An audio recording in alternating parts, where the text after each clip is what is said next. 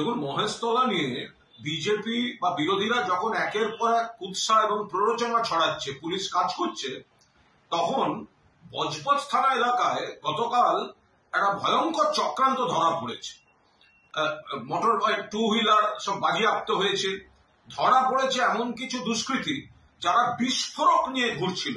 তাদের কাছ থেকে বিপুল পরিমাণ সোডিয়াম পাউডার, 10 কেজির বেশি অ্যালুমিনিয়াম পাউডার, ফসফরাস, ডাস্ট, লাল সালফার, লোহার গুঁড়ো, বোমা তৈরি সব উপকরণ এই সমস্ত ধরা পড়েছে। এবং যারা 3টে বাইক যেমন ধরা পড়েছে, যারা অ্যারেস্ট হয়েছে 5 জন, তার মধ্যে একজন নবীন চন্দ্র রায় তো বিজেপি RSS এর ঘোষিত কর্মী। একে তো অতীতেও দেখা গেছে ওদের ওখানে গিয়ে গন্ডগোল করছে, পুলিশকে তাড়া করছে। এগুলো তো ওই এলাকায় বাটা মোড় ইত্যাদি ইত্যাদি সব দেখা গিয়েছে।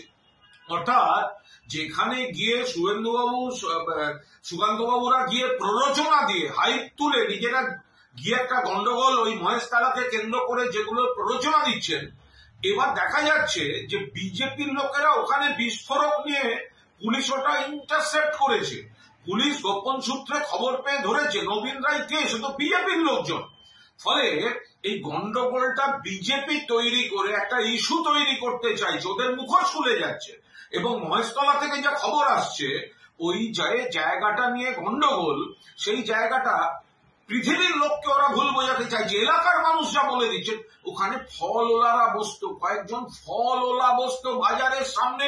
সবাই জানেন এই ঈদের ছুটিতে বোধহয় ফলওয়ালারা চলে গেছিল, ছুটিতে গেছিল, তার মধ্যে কনস্ট্রাকশন করে দিয়েছে। ফলওয়ালারা এসে দেখছে কনস্ট্রাকশন, এবং ওরা জেনে শুনে করেছে।